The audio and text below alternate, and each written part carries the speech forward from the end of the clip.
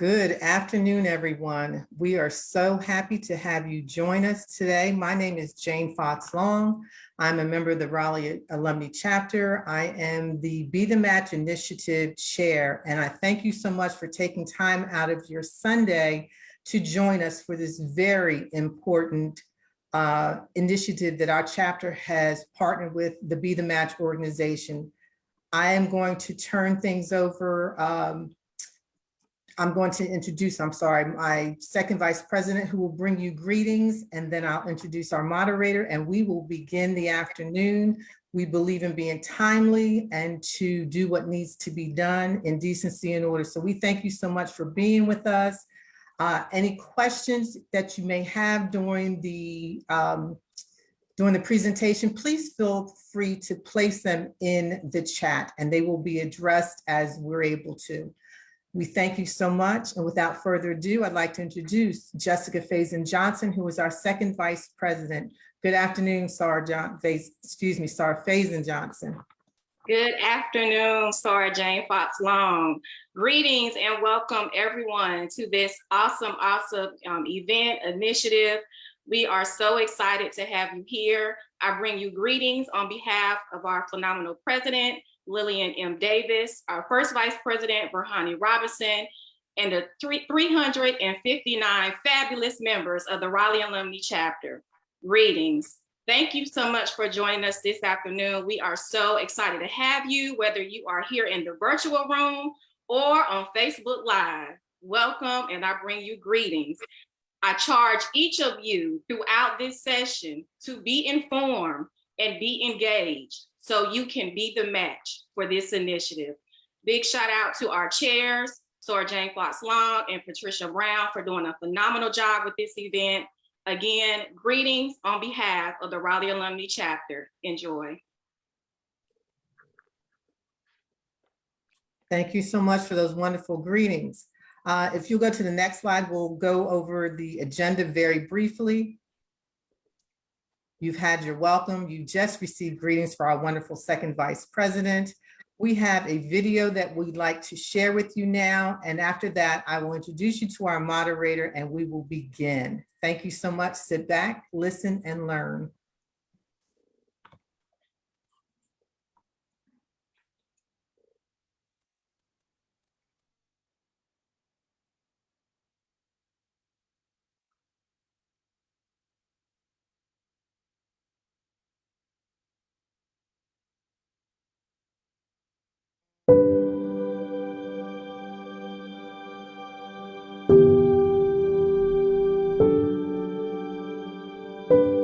20 weeks into my pregnancy, they did a blood test.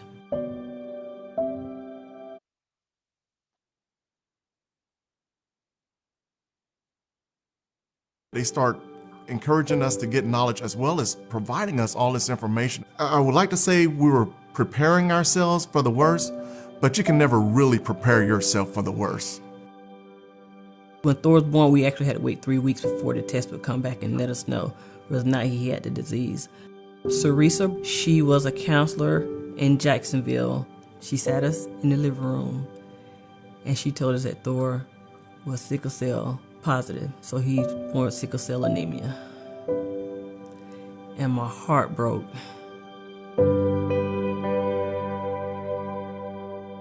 My favorite thing to do was riding my bike and going upstairs to watch TV. Well, with sickle cell anemia, as you know, it's an inherited blood disease. It's a defect in the hemoglobin.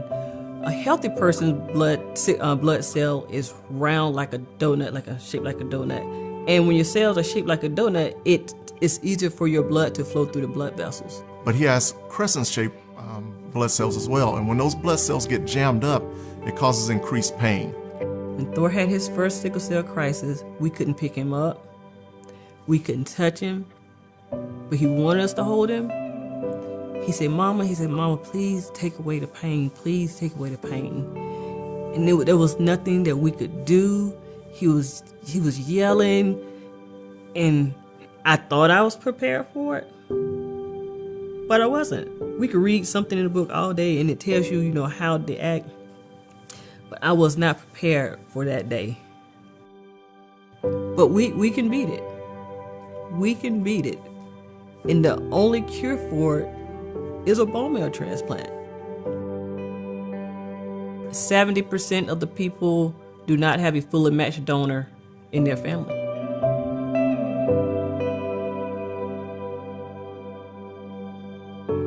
It's difficult. It's difficult to find matches for some people out there. And I'd like to say, if you are able to be a match for someone, go for it. Go through that process. If Thor find a match, I will be elated. I'm just hoping that we do find that match for Thor and he has the ability to fulfill his dreams. It's important for people of different ethnicities to join the registry in order to increase the diversity of the registry. I want to be a pilot when I grow up. My hope is to get a match.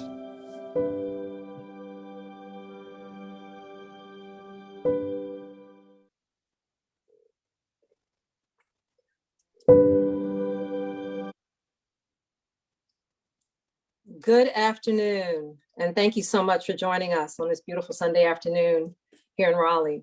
I'm Patricia Brown, and I'm the Community Task Force Co-Chair for the Raleigh Alumni Chapter, and I will be the moderator for today's Be the Match panel discussion. I'd like to thank all of you for attending this life-changing event, where you will hear from all of our panelists and learn more about how you can join our efforts to save more Black lives.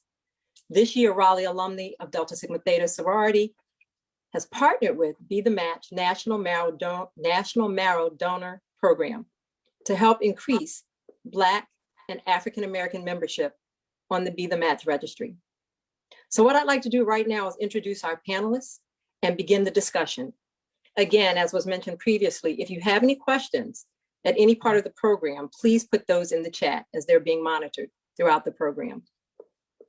Our panelists for today are Amanda Cooley, Be the Match account manager, Camille Williams, searching patient in search of a bone marrow match, Jermaine Reed, a recipient, Morgan Stevens, recruitment coordinator at Be the Match. Next slide, please. Javion Cox, HBCU campus engagement intern, Dr. John Strader, clinical professional, most recently in hematology and oncology, Dr. Antonia Mead, Be the Match donor, and Mr. Michael Brown, another Be the Match donor. So these are our panelists for today. You're going to have an opportunity to hear from all of them. I'd like to start with our first panelist, Amanda Cooley. Amanda is an account manager for Be the Match, servicing the states of North Carolina and Tennessee. Amanda is also working directly with the Raleigh Alumni Chapter to help us achieve our goal of adding 100 new Black and African American members to the Be the Match registry.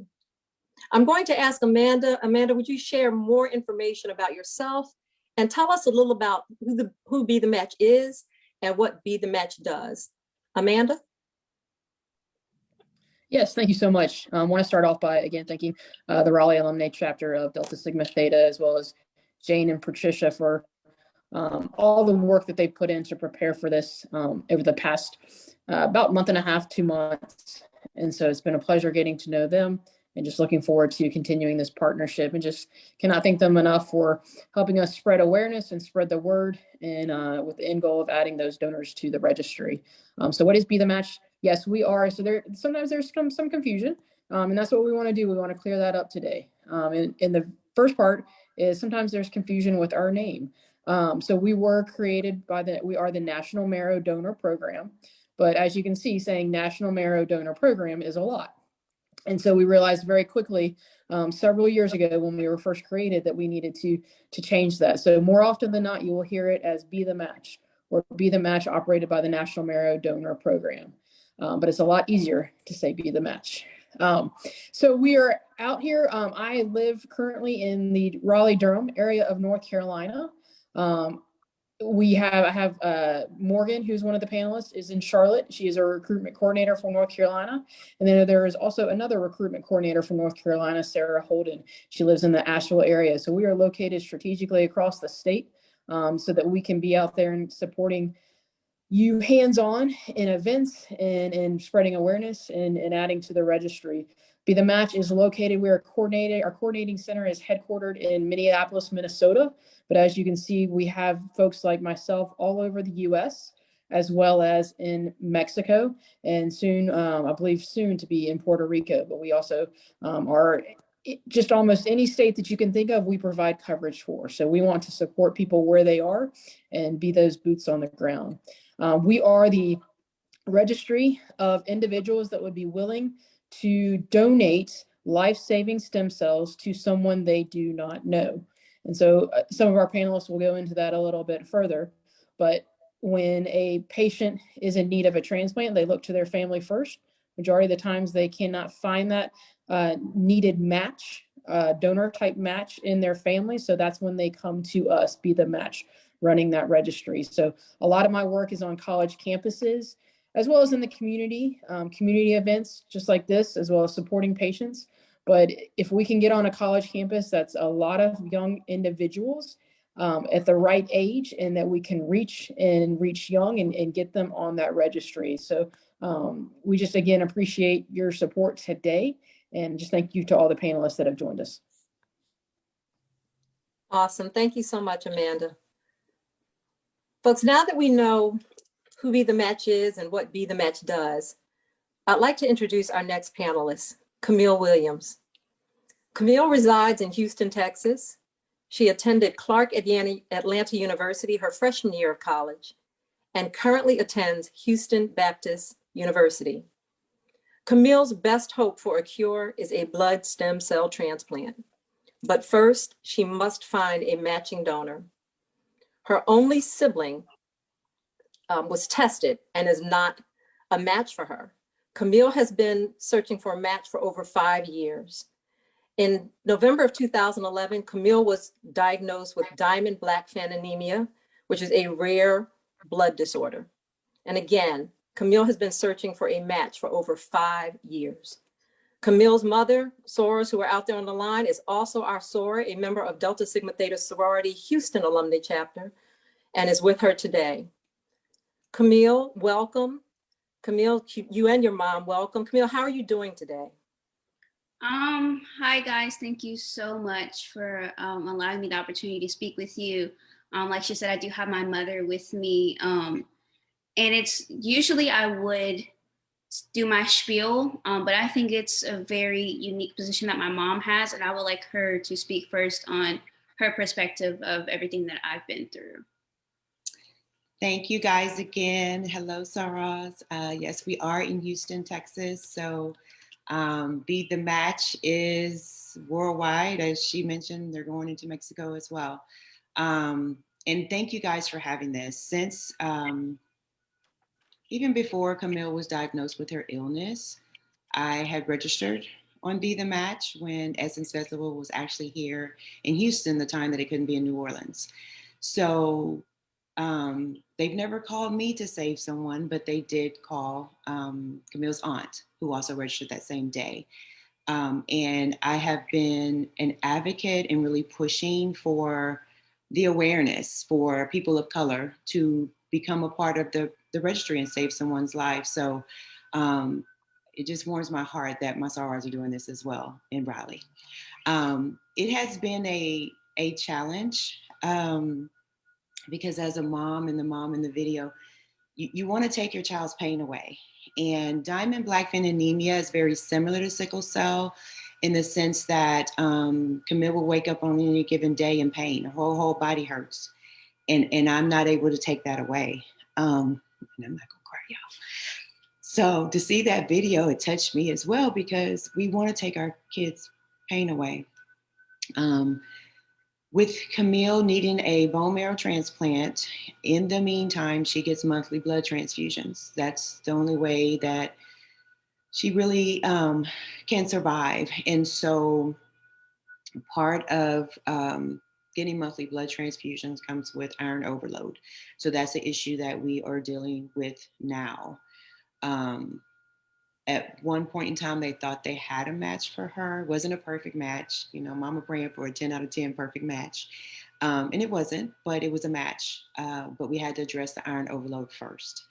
And that still has not been completely fixed or solved. So we can't have that particular match and have to work on that first. So I'm very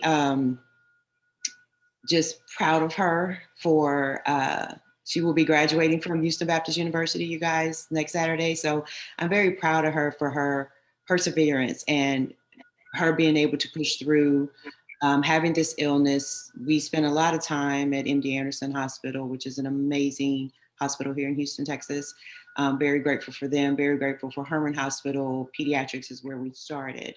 But I'm just very proud that in spite of everything that she has been through since first being diagnosed with this, that she's able to push through, that she's willing to do things like this and be an advocate for Be the Match. We've traveled to Bayou Classic for Be the Match, and I'm excited that she's just willing to do it as well, because we've had drives at our church as well as my dental practice, and so we're constantly trying to get the word out so that people realize that you could save someone's life, and it's as simple as giving blood in a sense. Be the Match takes care of their donors. And I see some of the donors are on the panel, so I'm sure they're going to touch on that. From our efforts, we had my dental hygienist who was a match, and she was able to save someone's life. And she told of her experience and just how well Be the Match took care of her. And then, of course, I took care of her as well when she was off work doing her donating. But it's just good to see us continuing to talk about this. And I'm glad that Camille asked me to kind of step in because it's my sorrows. But I don't want to spend too much time. I definitely want to have her share her story. Thanks, Mom. Appreciate it. I wanted to kind of go back to what she talked about with the iron overload. Like she mentioned, I do get monthly blood transfusions, and with that comes iron overload, something that's a new concept to me. But in 2019, I actually had to take the semester off because I was gung-ho on trying to get that 9 out of 10 match to like be my be all, like my all cure, because like she mentioned, the pain it's unbearable, but also was like an inconvenience because it wasn't scheduled. It just happened. So I would kind of have to put my life on pause and be like, okay, Camille, you have to kind of listen to your body today and maybe not go to class, even though that's kind of like my job. So with iron overload, they put me on what they called chelation therapy. And like the day before school started, I went in and I got a bone marrow biopsy, a liver biopsy, because the iron overload is now in my liver. And I also got a PICC line inserted into my arm. So the chelation therapy I would take intravenously through the PICC line as well as orally as a pill. So it was double chelation therapy. It didn't go over very well. I think, was it September or October? End of a month, I was admitted into the hospital for 5 days. And I had severe dehydration, a host of other things, acute renal failure. And it was a very, very trying time for myself and also my family. My father had to take me to the hospital. My mom stayed with me throughout the hospital. A lot of people that came to visit me, I think even my mom mentioned this before, I didn't look like myself. Like I looked as if I was going through like a cancer treatment or like chemotherapy. And we weren't ready for that. So that's been my most recent like big story within this journey. And it was a lot. Taking a semester off. Thank you, Lord, that I made it to graduation and that I'm graduating this semester. And it was all in His timing, because had I graduated in 2020 in the midst of a pandemic, it would have looked totally different from graduating next week. So yeah, it's been a lot to deal with my illness and to manage it and to be able to find accommodations at school, and now after graduating, be able to find that within the workplace as well. But I just want to all praise to God, because he's just a good, he's amazing. And I wouldn't have gotten to this place and being able to talk to you guys without him. So thank you guys for having me. Camille, thank you so much. And Sora, I don't have your name in my notes, and so I'm going to jump out of script a little bit. Sora, what is your first name? Your mom? Tracy. Tracy.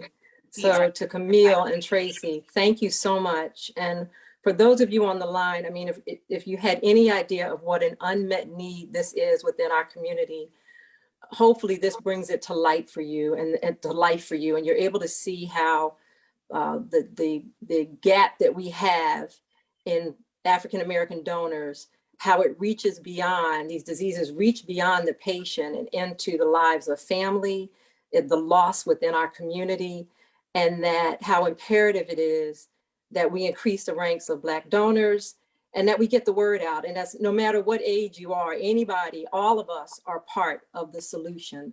So to Camille and Tracy, again, thank you so much. And guys, I think this is also an opportunity to say, if any of you are between the ages of 18 and 40 and are interested in joining the Be the Match registry to help patients like Camille and Thor, who you saw in the video, please pull out your phone and text RaleighDST to 61474. I'm going to repeat that again. Text RaleighDST to 61474. You will receive a link that will enable you to join the registry. After joining, you'll receive a swab kit in the mail so that you can provide a sample of your cheek cells for testing to see if you will match a patient in need. Now, for those of us who might be a little bit north of 40, there's opportunity for you as well. Remember, we're all part of the solution. Please share this information with others you know who are between the ages of 18 and 40. And what a perfect time of year it is we're talking about giving. What better gift can someone give than the gift of life?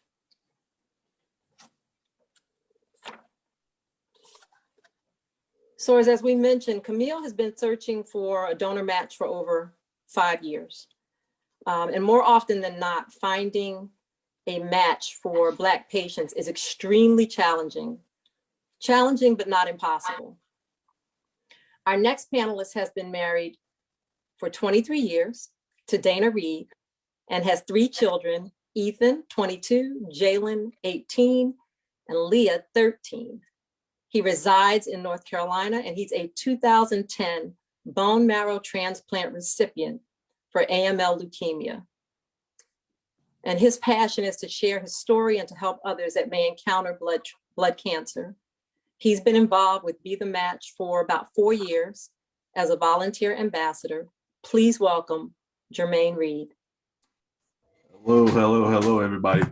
Thank you so much, Ms. Brown. I am in North Atlanta, rather than North Carolina, but hey, look, Okay. my wife is from Charlotte, North Carolina, so we're in the same perimeter there. But really, just first off, I've been touched even by hearing Tori's story and Camille's story here to start the meeting, and you know, it just really, I want to make sure that when I share my story here, I share it out of humility and gratefulness, and also to encourage people like Tori and his family, and Camille and her family, and everybody else that, you know, may be tuning in. Back in 2010, I was diagnosed with AML leukemia, and I'm so thankful that, you know, I was always, you know, a pretty healthy person. And I just started noticing, you know, some different things that was going on with myself. And I was actually playing in a parent versus teachers basketball game. And I noticed that I was just really fatigued. And at first I was thinking, oh man, I'm just totally out of shape. But, you know, I began to really think, you know, I started having some really migraine headaches, and I had never had migraine headaches before. And So I said, I got to go and see a doctor. We had moved to a new community, and the community was not too far from where I lived before. So I researched some family practices up here, and I had something just in case. And I went down to my previous practice, and they said they couldn't see me for about 2 weeks. And I had such an urgency to kind of see what was going on with myself. I didn't really think emergency room, but I just thought, let me go to my family practice. So long story short, they said they couldn't see me for like I said, 2 weeks. And I just asked them, I said, well, when was the last time I was here? And they said 2 years. And I said to myself, that's just too long. So it was a Friday. I went to this other doctor, and they said that they could see me on Monday. I went on Monday. Tuesday, they called me back and said, hey, look, your blood work is coming back at normal. They didn't really say that over the phone, but I'm just kind of cutting to the chase. I had to go back because of some things with my blood work. And on that Wednesday, I was, told that I might have leukemia or lymphoma, and that I needed to, report to the bone marrow unit at Northside Hospital here in Atlanta immediately.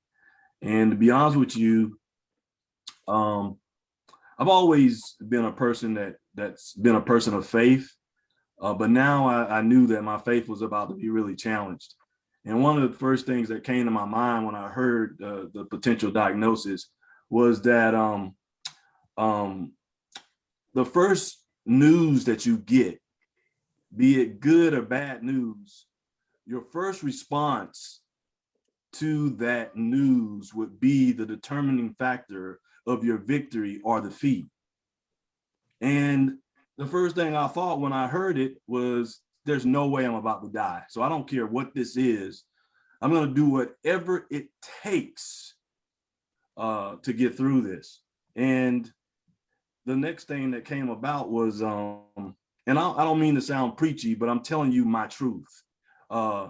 And Psalms 103 kind of came up in my spirit as I was driving to the hospital.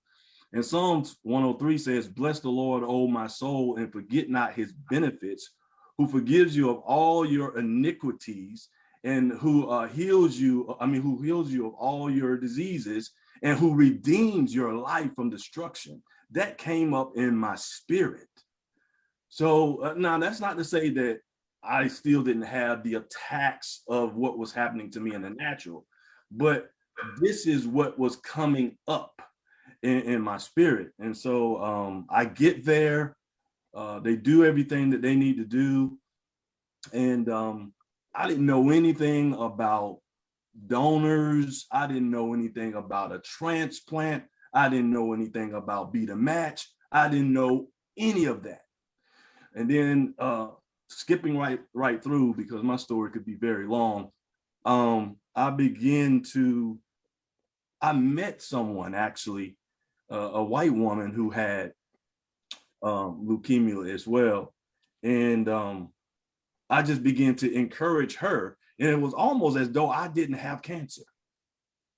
I began to encourage her so much that I was like, wow, when I went back to my hospital room, I would be like, wow, I feel good, because of what I've just done with her. But facing the reality, the doctor did begin to share with me that there is harder for a African-American to find a donor in the registry when they begin to talk to me about the different processes.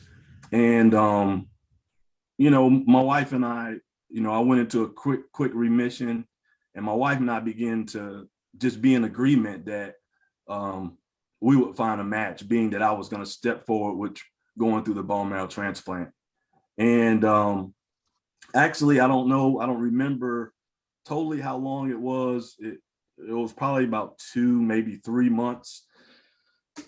They found 2 9 out of 10 matches. And I of course, I was very, very grateful. they found one, and then a couple of weeks later, they found another one. And I actually went with the second one.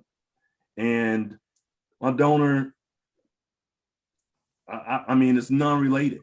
You know, I can't tell you, for those who are thinking about this out there, I can't even express to you how grateful I am for Montrell Jones making a decision to get a swab in 2003 and then get a call in 2010 that he was a 9 out of 10 match for Jermaine Reed. I can't even express to you. And also, I want to put this other thing out here in faith for Tori's family, for Camille and everybody else. In the book of Proverbs, I came across something that really got me. Before I even share that with you, I came across something in the book of James. You know how you get your blood work and it's negative. It's not showing any kind of signs of progression. I experienced that. And I began to read this scripture passage in the book of James, chapter 1, where it says, let patience have its perfect work so that you may be perfect and entire, wanting nothing. I began to read that so much that it came off the pages to me, to the fact of when I knew I was about to have the blood work the next day or whatever, I said to myself before they came in, let patience have its perfect work. So I say that to you. And then in the book of Proverbs, chapter 3, verse 7 and 8, it says, be not wise in your own eyes, but fear the Lord and depart from evil. For it shall be health to your navel and marrow to your bones. I had never saw that until I had cancer and until I had leukemia. I saw that scripture, it changed my life. Because I'm a believer, and just as I'm a citizen in the United States, I'm also a kingdom citizen. So I knew that I had rights because of what was said in the book. Now I can get on that and stay there. So let me kind of just get back to the fact of the matter. I petitioned a lot. I talked to God about how I have honored my father and my mother, and you made me a promise that long shall my days be on this earth. So I talked about covenant relationship with him. And Be the Match has been such an inspiration to me, meeting Rod Gunn and getting connected with him 4 years ago and becoming a volunteer ambassador and just being out here, just bringing awareness to our community has been over the top. And I just say, Tori and his family, God is with you. He says that he will never leave us nor forsake us. And I believe that that door is going to open for the match, for the transplant. To Camille, I say the same thing to you. I love your spirit. I love everything about your heart and your mom. And I just see a bright future. And congratulations on your graduation. And I think my time is up. But thank you very much for your time, guys. Thank you so much. You know, I started out and I introduced you as Jermaine, and I'm going to switch. I'm going to call you Brother Reed right now, because there's a bunch of us, I guarantee you, that we're sitting in our chairs trying to hold back a shout on this one. And so, Brother Reed, I just want to say thank you so much for the testimony that you just shared. And I love so much what you said about your first response determine your mindset. And your mindset and your faith is what brought you through. And so your journey has been so amazing. And yet even within your journey, within the darkness, you still found a way to encourage and speak over others. So thank you so much for sharing that with us today. Thank you. Thanks. Please allow me to introduce, I'll move on now to our next panelist, and that is Morgan Stevens. Morgan is a native of South Carolina, and she resides in Charlotte, North Carolina. I just tried to move the Reeds to North Carolina, and I guess I was going to move to Morgan to Atlanta, but she lives in Charlotte, North Carolina. She's a recent graduate from Clark Atlanta University, where she majored in business administration with a concentration in management. Morgan also served as an HBCU campus intern for the Be the Match while she was in college. Morgan is a member of Sigma Gamma Rho sorority and currently works as a recruitment coordinator at Be the Match, servicing the state of North Carolina and Virginia. Morgan, thank you so much for joining us. Can you talk to us a little more about the diseases that could be cured by a blood stem cell transplant? Yes, first and foremost, thank you so much for having me on your call today. And I definitely would love to talk a little bit more about Be the Match and the different things that we're able to help through the, getting help from our community. So with Be the Match, we're actually able to help cure over 70 different diseases, such as blood cancers and blood disorders like leukemia, sickle cell, and lymphoma. We're able to do this because there's two different ways that our donors are kind of able to help find that cure, which is through our bone marrow transplant and our blood stem cells as well. And if you guys wanted to learn just a little bit more about each and every one of the different blood disorders and blood cancers listed on our website, Be the Match actually took their time to kind of go in depth and in detail. So that way you not only know the blood disorders, but it gives you a nice description covering each and every one of them as well. Awesome, thank you. Morgan, what is the Be the Match vision for helping more patients like Camille, helping them to find a match and really receive a life-saving cure? So our mission statement from Be the Match is saving lives through cellular therapy. And then our vision statement that we actually have with Be the Match is to really just disrupt to disrupt the disparity. Last year, we actually decided to do this, not last year, we decided to do this because everyone doesn't actually have an equal chance of receiving their life-saving stem cell transplants. And what many people don't understand is, well, you do have lucky people who are able to find their matches through their family members. There's over 70% of our patients have to find a match through an unrelated donor. So that's the importance of trying to help bridge our racial disparity gap in our numbers. On the next slide, you'll actually see that last year, for example, African Americans, they only had a 23% chance at finding a match. It goes on to give you the percentages of other ethnic backgrounds as well. And then you can see that Caucasians had over a 77% chance at finding a match. And so I am happy to announce that we have increased those numbers within the year. This year, we're able to now say that African Americans have over a 29% chance at finding a match. And our other counterparts, such as Asian Pacific Islanders, have a 47% chance.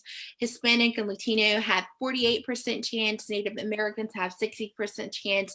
And our Caucasian partners also have over a 79% chance at finding a match. And so this was all possible because we have been able to collaborate and do events such as today, spreading awareness, doing different collaborating events and partnering up with people such as table and presentations to really just get that information out there, but most importantly, to get more people on our registry. We now have well over 24 million people on our registry, but the issue is African Americans still only make up 8% of that. And so those numbers, when you take the time to really dissect it and try and see what that means, that's where we're able to kind of get our percentages to show the success of, if I was a patient, the chance I have of possibly finding a match currently. So while we are ecstatic and we're glad that we've been able to see an improvement from last year, these numbers and statistics definitely show us we still have a long way to go. And so with the help of each and every one of y'all, we know that this is definitely going to be possible. This is definitely something that all of us are committed to making sure we're able to fight for each and every one of us to have an equal chance. And so before I do pass it back off to our moderator, after kind of talking a little bit more about our vision and also talking about how Be the Match is able to help find cures, I do want to ask you guys a question. And so if I can ask everyone on this call the question, it would be, if you could save someone's life, what would you do? Would you take the opportunity and save their life? And you can, just kind of reflect on it. Or if you wanted to drop it in the chat, definitely feel free. For the people who might have hesitated with, if I can save someone's life, would I do it? Or even for the people who said no, if you consider this person your family, such as your mom, your siblings, teammates, or even friends, my question is, would that influence your answer or even possibly change that no to yes? And so growing up, I've actually been able to experience firsthand a lot of different people who have battled sickle cell, and a lot of different people, battling leukemia and other blood cancers as well. And for me, it's also very personal because I've actually experienced it through my own blood disorder. And this really just kind of caused me to become an advocate and really help push our mission here at Be the Match. What I've learned through advocating and doing more research and also looking at our numbers in the African American community, I've also learned that what makes this Black community so special and so unique is really our connection to each other. It goes way deeper than just our bloodlines. It actually starts to really redefine what it means to be family. You see, with each and every one of us attending different universities here, whether that's PWIs or HBCUs, and even being affiliated with different Greek organizations, something that we can all relate to and understand is the importance of coming together for something that's greater than ourselves. It's really up to us to decide and make that self-conscious decision to have each other's back, because for thousands and thousands of different African Americans across the world who do have blood disorders such as sickle cell and blood cancers such as leukemia, there is a potential cure out there to save their lives. The issue is there's just not enough people who are committed and willing to step up to the plate and make the difference. So what we have to start doing is we have to learn how to continue to help our community stay strong. It's important for us to actually utilize different platforms like we're doing today to create these special spaces to spread awareness, to educate one another, create these special places for people to share their stories, for us to continue to encourage people, whether that's us talking into our community, whether that's us going to different freshman seminars, or even creating different tabling events, and even utilizing our special text to join codes. Those are important because that's what you do when you're willing to stand up for family. And that's what you do when you want to continue to impact and make a difference. So thank you. Awesome, Morgan. Thank you so much. Thank you, Juan, for sharing that information with us. And thank you for that call to action and probing our spirits as well, right? There's a saying that says, be the change that you want to see in the world. So thank you so much. Now I'd like to take a deeper dive into some of the data that's driving this disparity that Morgan spoke about with our next panelist. At this time, I'd like to introduce Javion Cox. Javion Cox is a sophomore theater education major studying at, as he says, the Texas Southern University. Javion wears many hats as the HBCU campus engagement intern for Be the Match. He's also Student Government Association Sergeant of Arms, and 2019-2020 Mr. Freshman, and founder and president of Brothers United, a campus student organization that focuses on male development. Javion, could you also provide some insight for us on the disparities that Morgan just spoke about? Most definitely. Greetings, everyone. Like our great moderator said, my name is Javion Cox. And just to shed a little bit more light on the disparities that us as African Americans and many people with this disease face, as living on a college campus, I noticed that a lot of the disparity comes from, like the past speaker said, the lack of resources, or more so the lack of donors. Living on a college campus with more younger counterparts, you really start to see that. One thing that I say is kind of similar to how she said, would you save a life? I say, do you really believe that Black Lives Matter? Because if so, should that not only mean when, you know, a police officer kills a Black person, or when there are riots or protests in the street, but if we truly believe that Black Lives Matter, it needs to be in every aspect of human life, from education to healthcare. This falling more so on the healthcare spectrum. So like we see, the odds of finding a match have increased from 23 to 29%, and that is a great thing, but it's not enough, to say the least. A lot of people know, or at least that know me, they know that I keep it very blunt. It's not enough. We are falling far, far behind of our other counterparts, and it is great that they are seeing such results, but for ourselves, we need to make sure that we save ourselves, which actually Be the Match has something going on called the SOS initiative, which is save ourselves. So, because that's exactly what we're doing when it comes to patients like Camille, or people that have these diseases. We're saving, you know, ourselves. Thank you, Javion. I love that. And yes, the Save Ourselves campaign, folks, we'll learn more about that from Be the Match. But Javion, to piggyback on what you're saying, what do you think is the main reason, when you talk about this, the main reason why Black patients are finding matching donors at such a disproportionate rate compared to that of Caucasian patients, and we're also trailing every other ethnic group in finding matches? Well, to put it bluntly, I feel as though Black people don't trust healthcare. When you look at the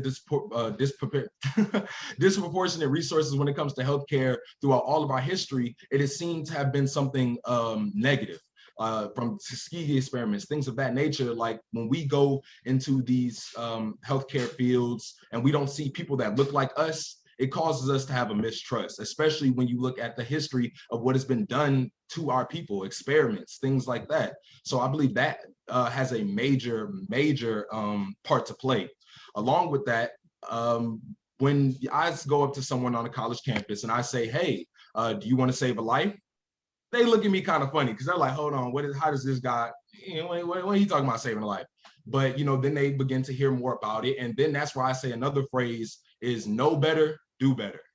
You can't do what you don't know. So that's why it's a job such as mine as an HBCU intern or Morgan's to go out into these communities, go out into these campuses and teach and educate people so that they can know and do better. Like, for example, on my college campus, I've been working my butt off almost the entire semester, and Texas Southern has amounted to have almost 250, close to 300 within the range registries, donors that signed up.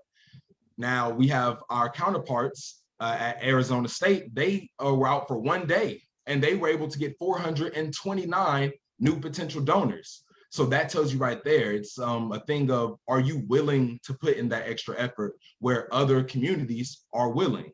So that's where I'll leave it. Powerful message right there. And when you talked about that lack of trust in healthcare, that's something that we know we've carried for generations. But the other thing that we know is that knowledge is power. And so folks, even just today, as we sit here, just think about it. It only takes a little bit of knowledge, a little bit of learning that could help someone today save a life. So Javion, thank you so much. Now we're going to speak to our next panelist about why younger donors are needed and the donation process if you are selected as a donor after joining the Be the Match registry. Please welcome John Strader. John is a physician assistant with over 40 years of experience in healthcare. As a physician assistant, he has practiced in several areas of medicine.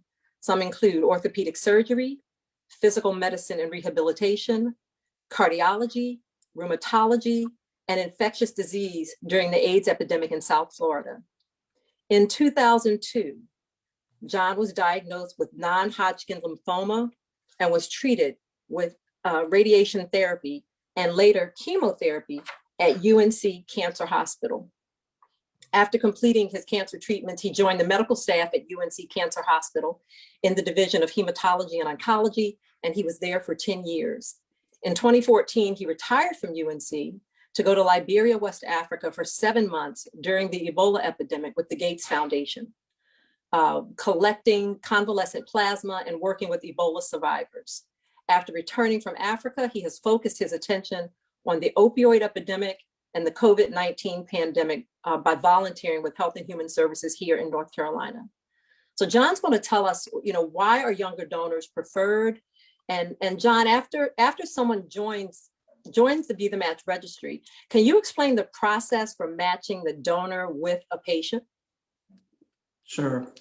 I'd just like to say thank you for this opportunity to be able to give me this platform to share a little bit more about being the match. But I have to say too, like my brother who was describing his issues being diagnosed with AML, when I was diagnosed with non-Hodgkin's lymphoma, my first response was, this is a blessing, not a curse. And God took that opportunity to take me from Vero Beach, Florida to be at UNC Chapel Hill to be treated and be able to be a part of the medical staff there with people who had similar blood disorders with cancer. So as we all know, in the blood, there is life.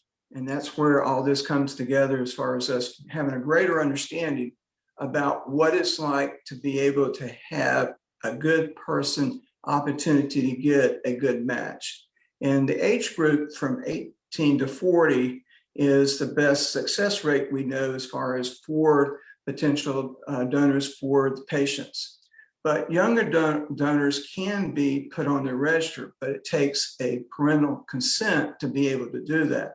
So 18 is for consent, but it can be younger for individuals.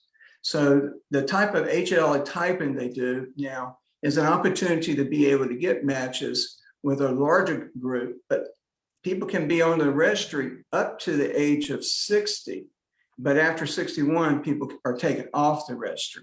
But I think as we look at more people who are healthier, who have no comorbidities of issues like hypertension, diabetes, and things, they're the ones who are going to be the better ones who have a better health history to be able to give the best bone marrow donor available. I did a bone marrow registry drive down at the Outer Banks in North Carolina. And what we did it when people came to get their number to run the marathon, we were able to get 226 people on the registry, just swabbing them right before the next day before the marathon. So there's so many opportunities to think outside the box to see how many people we can potentially get on the registry. I love that, thinking outside the box and getting more people on. John, another question for you. There are a lot of rumors and misinformation out there about bone marrow donation. Will you talk about the two ways a person could donate if they're identified as a match for a patient in need? And then also, who determines the method of donation and why? Well, there's actually 3 different methods for donation. And we'll start with the first one is through, if someone goes onto the registry and by getting their HLA swab that they're able to do in the cheek, it goes into the registry. And for going into the registry, they have the opportunity to see if there's anyone potentially a match anywhere in the world. So not just in the United States. So we have a opportunity to get people from different parts of the world to be able to see if they are a match. So that particular, when a person is matched, the potential for that is through the HLA and seeing if it's someone in their family. And in most cases, there's a 1 in 4 chance for that if related match. When you have an unrelated match, when they find that person as an individual, they will contact them by the registry. They'll give the consent that they want to be participating to be a match. Then they're going to be seen by a healthcare professional, see if they're medically cleared. If they're medically cleared, then there's a process where they'll go through and do a process where they're giving these injections to be able to stimulate their stem cells to be able to potentially get them harvested. A lot of people are familiar with how people go in to give plasma as a form as far as, or blood, but it's the same process. If you're able to be a match, there's a pheresis process where they're able to draw off stem cells, and it's just a process of going in and they take the blood out, but they save the stem cells and give you blood back to you, and then they collect enough to be able to see if that would be sufficient to be able for that particular person who needs that donor. That's one process. The other process is actually doing a bone marrow harvesting. And that is a process where a person, if they go into the hospital, the physicians, they take the person to the OR, they give them general anesthesia, and they do a bone marrow harvesting where they just go into the iliac crest of the pelvic area and they draw off about a pint of marrow out, and they're able to use that as an opportunity for a donor donation. But the third other source of being able to be a match is through cord blood. And this is one of the things that I find particularly as an interest of mine, because if we look at all the births that are in the United States, and to be able to take, when a child is born and when the mother gives birth, the placenta comes out with the umbilical cord, they're able to clamp that, and they're able to take the blood from the cord and store that in those stem cells, and they can put that into the registry. So if you look at all the things that we're doing to be able to get donors, one of the easiest things to be able to get cord blood from the miracle of birth of a mother giving life to someone by just donating cord blood. And it's a very simple technique that they get consent before they go to the hospital, they make arrangements, and then they can use that cord blood to be in the registry to find someone as well. It's sometimes very difficult for people to make the commitment to go in and have to change their lives to a bit to go through, donation or something. But to get our mothers to be able to, at time of birth, just make a simple act of just giving cord blood from the placenta to a donor is one of the easiest and most economical ways to be able to help to get more people on the registry. So that's one of the things I strongly think that we need to really look at that as another opportunity to get more people on the registry. Awesome. Thank you, John, because I was not even aware of the cord blood donation. And so thank you so much for sharing that with us. There are 3 ways that patients can donate and become part of the registry. But I have another question though. Who determines the method of donation and how is that determined? It really comes back when they are looking of the HLA type, and if it's 10 out of 10 versus a 9 out of 10 versus an 8 out of 10, they want to get the healthiest stem cells they can. So sometimes doing the pheresis where they've taken it from someone's blood, like they do as far as like given a blood transfusion. This is something that is recognized that they need more stem cells for someone that needs a larger quantity of the HL types to be able to go for transplant. Got it. Okay, so based on the level of matching, then they'll decide. Right. Okay. Awesome. Thank you. Amanda, do you have anything to add to the information John has shared? No, not really. Obviously, John is the expert, so he definitely knows what he is talking about. He did describe the 2 methods of donation. That's something that's very important that we always make sure people understand when they are considering joining the registry, because that's what we're asking people to do, is to commit to be willing to donate through one of those methods. So I was actually a donor and donated through the harvest, the surgical procedure, which I'm glad, because when I'm out talking with people, I can say I lived to tell about it. But John did a great job describing it. So thank you, John. Awesome. Yes, thank you, John. Now, so for those of you who you had an opportunity to hear from a clinician's perspective, but you don't have to take John's words about the donation process. Today, we have two individuals with us who've actually donated their stem cells to save a life after being identified as a match. Please welcome Dr. Antonia Mead. Dr. Mead is currently serving as Professor of Health Education and Chair of the Health and Human Performance Department at Johnson C. Smith University. Dr. Mead has been a member of the Johnson C. Smith faculty since 2005.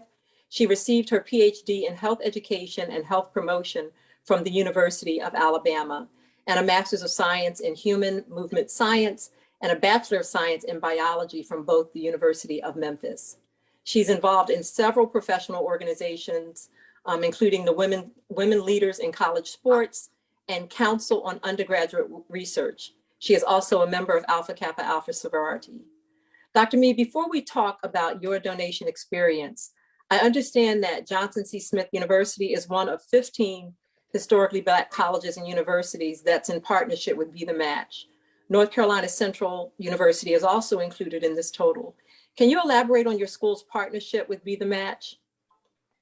JCSU has been doing bone marrow. Good afternoon, first of all, and thank you for having me. JCSU has been involved with a bone marrow drive since 2012. That's when I actually joined the registry, and we began our partnership with Be the Match this last academic year as we navigated through the pandemic. But it is a wonderful opportunity for us. We have been involved with other organizations that was focused on this commitment, this issue, but the partnership with Be the Match is special. There is a really focused agenda of getting more minorities on the registry. Their commitment is very strong. They're very engaging.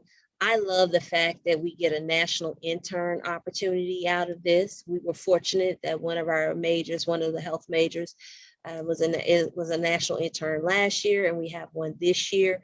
So that is always a wonderful opportunity for the students.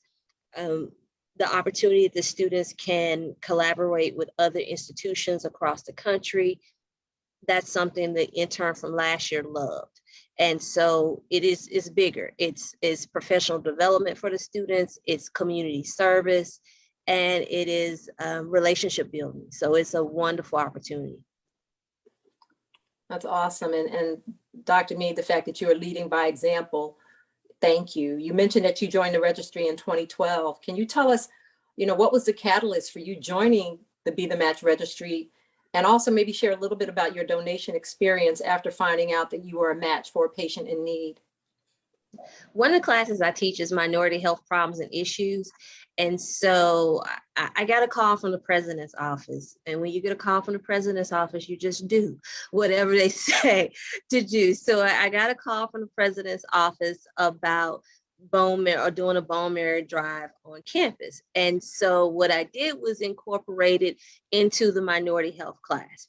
And after that involvement with that registry with Project Life, which is a local organization that focuses on bone marrow registry, we then engaged the student athletes, the SAC, which is the Student Athlete Advisory Committee, with our athletic conference, CIAA. So SAC got involved, and I'm the SAC advisor for Smith, but it's incorporated in with my class, which is offered every spring. So we've been, like I said, been doing drives since 2012, and it was just, has been an amazing process. It still is. It's a little different right now. It's challenging because we are DC during COVID. So trying to engage and recruit has been a little bit challenging the past year. We were remote last year. So that was a challenge, but we still are getting individuals. I got on, like I said, 2012, and I didn't get a phone call until 2018. So really didn't think anything about it.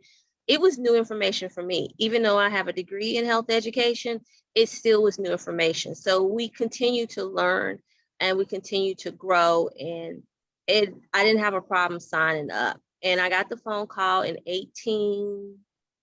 mid-year, I'm trying to remember exactly. I think mid-year I got the phone call, and what made it for me, and in all honesty, when they called me, they was like, are you still interested? Would you still be willing to do this? Because life can happen and you may not be able to commit to it still. But I lost my mom from a gynecological cancer in 2017, January 2017. And what popped up in my mind when they called me about my individual was that here's an opportunity that I could help save a life. Here's an opportunity that I can give somebody more time, because that wasn't something I was able to give my mom. And so that was the biggest piece for me, is that it's an opportunity that I could give someone more time. That could be a mother, a daughter, a sister, a friend. And that was what I was driven by. There were people who was like, oh, you shouldn't do this, oh, it's going to injure yourself. You got to continue to do education, because it did not injure me. It did not harm me.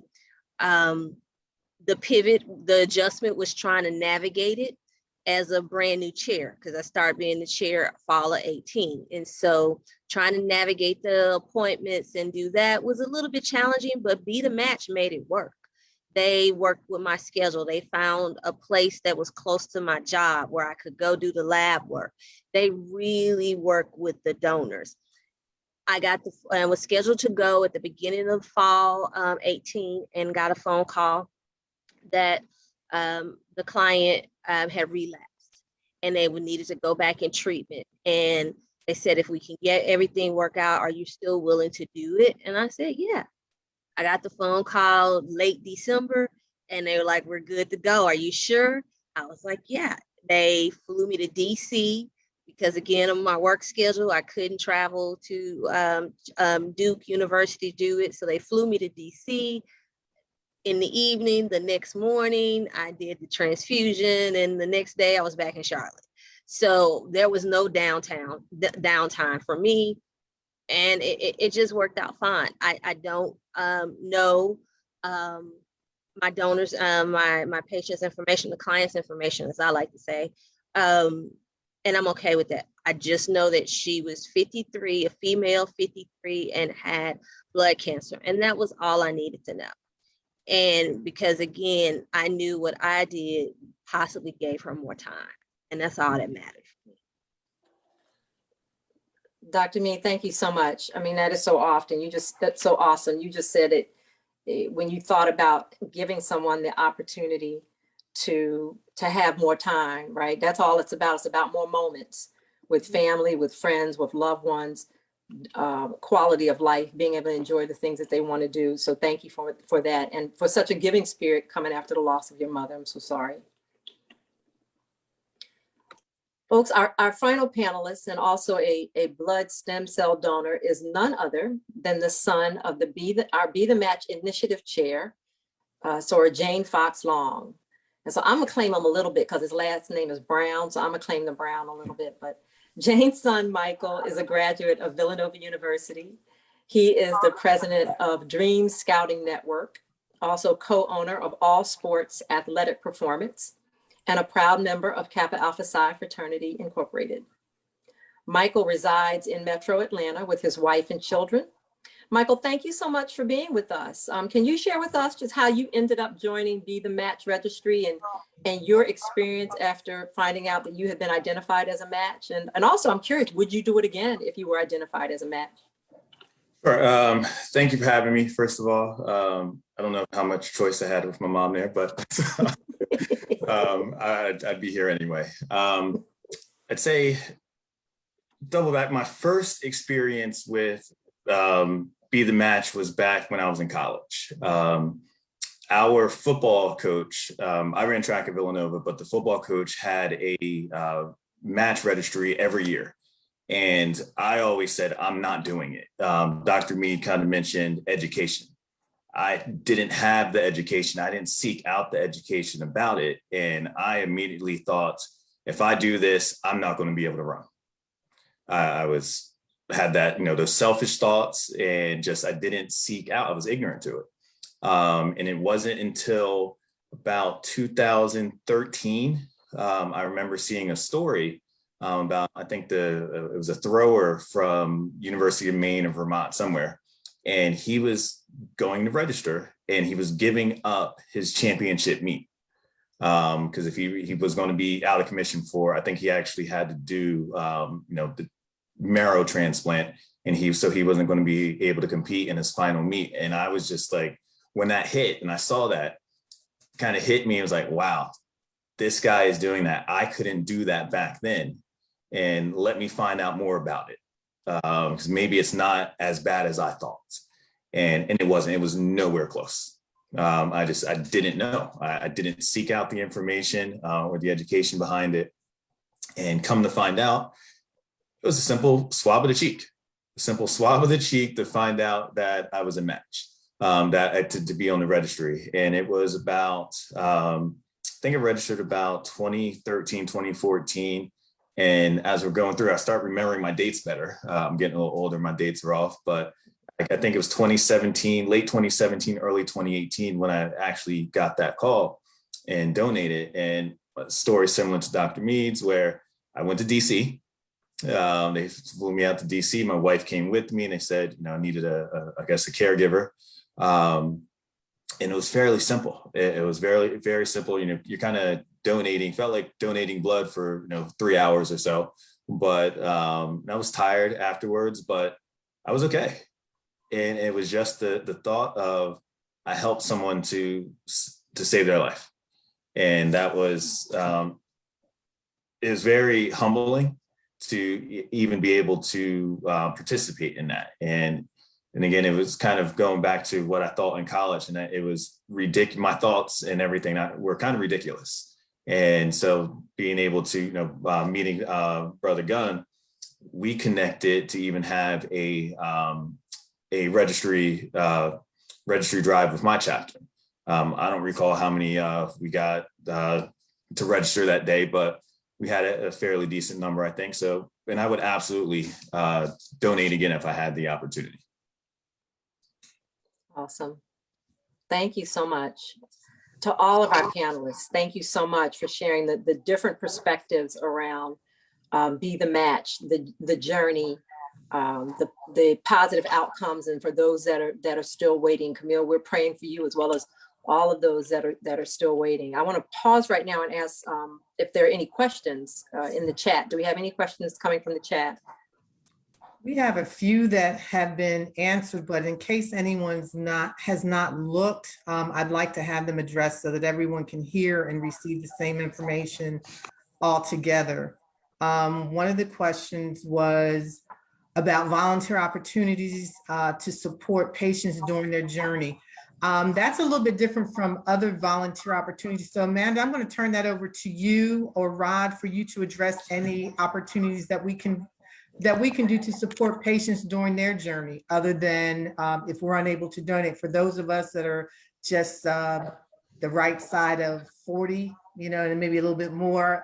We like to say overqualified. There you go. For us overqualified individuals. Yes, and as of let us know, what can we do to support patients during their journey? Absolutely, great question. And we oftentimes do work with patients and have patients nationally that we know about. Also, we will, myself, I will become aware if there's a local patient who is in search. So many of you saw the video at the beginning of Thor. Thor is local to North Carolina. They were unable to join us on the call today, but he is a North Carolina resident out near the Outer Banks in Havelock, North Carolina. So there are, honestly, the biggest thing that can be done to support these patients is they're searching. Just like Camille is on the call, she's searching. The way we can support her is getting more people on the registry. I mean, I know that's redundant, but if you are overqualified by age, then you can help us by connecting us with other people who are eligible to be on the registry. And so that leads to another question that was in the chat. Maybe that's getting us in touch with a student group on a college campus, or one of the Delta Sigma Theta undergrad chapters that's on a college campus that would be willing to host an event for us on that campus. So you can make those connections for us.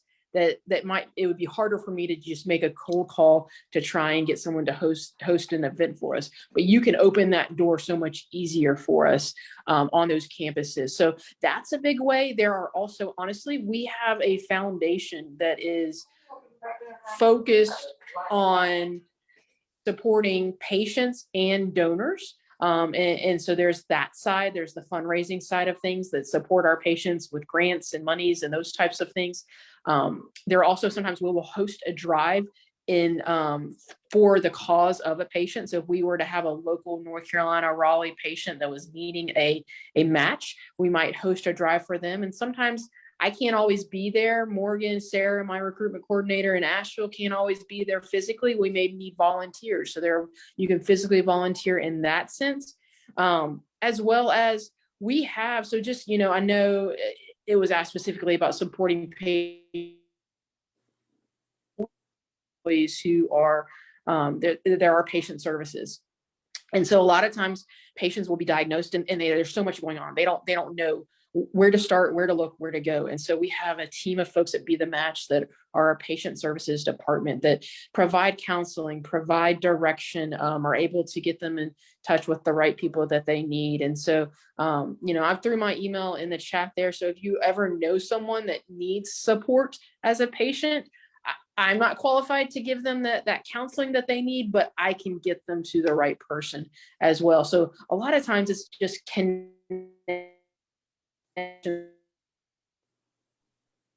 You're breaking up. Yeah, we're So if losing you you, know of someone who needs that support, if you know of someone who needs that support, we can get them in the right direction. Rod, did you want to add anything else?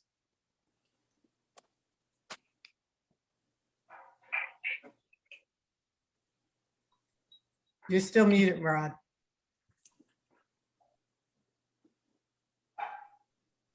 Can you hear me now? Yep. Yes, we can hear you. Okay. All right. I just want to inform everybody on the call. You can utilize your personal network, personal professional network to support any patient out there.